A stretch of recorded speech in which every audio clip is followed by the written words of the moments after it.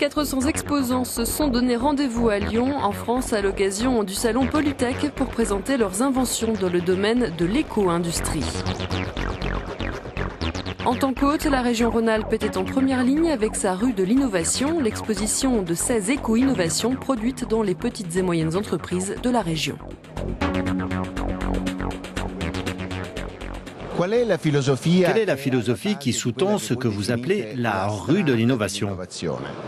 L'objectif et la philosophie de la rue de l'innovation, c'est de mettre en avant et de valoriser des éco-innovations développées sur le territoire rhône-alpin et qui sont issues soit d'entreprises, soit de laboratoires. Avec comme objectif vraiment de les mettre en valeur durant ces 4 jours de salon par une exposition qui leur est gratuitement offerte et qui leur permettra de nouer des contacts pour par la suite, pourquoi pas, développer des affaires.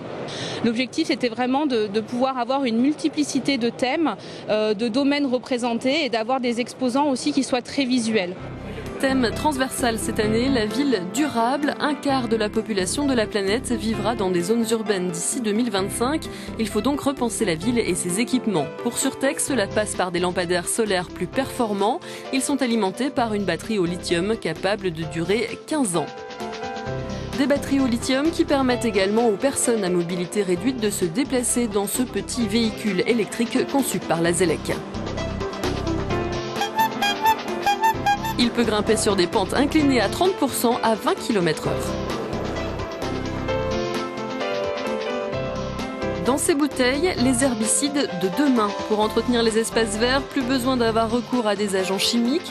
L'Université de Lyon a mis au point des herbicides qui respectent l'environnement puisqu'ils sont d'origine végétale.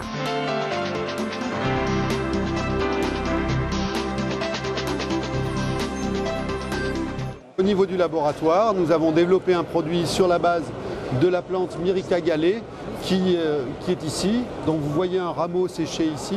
Et à partir des graines de cette même plante, nous avons pu en tirer par simple lavage un liquide qui correspond à des principes actifs qui sont herbicides. À partir de ce produit, il est tout à fait possible de traiter différentes surfaces telles que les jardins pour les particuliers ou encore des rues ou des places pour les collectivités territoriales de façon à avoir un désherbage qui soit bio et éco-responsable.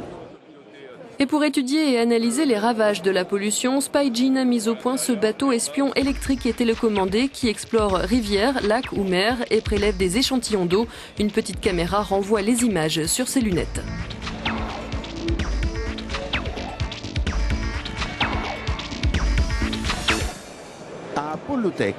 À Polytech, on teste également un système de récupération des eaux de pluie. Ces plantes, en effet, sont alimentées par un système de conteneurs placés derrière le mur. Sobriété et efficacité énergétique sont donc au programme pour les années à venir. Plymouth, une entreprise française de la banlieue lyonnaise, propose de rationaliser les grands chantiers de travaux publics grâce à la détection de fuites dans les canalisations. Une localisation possible grâce à l'émission d'un champ magnétique, de quoi diminuer le risque de désastre écologique.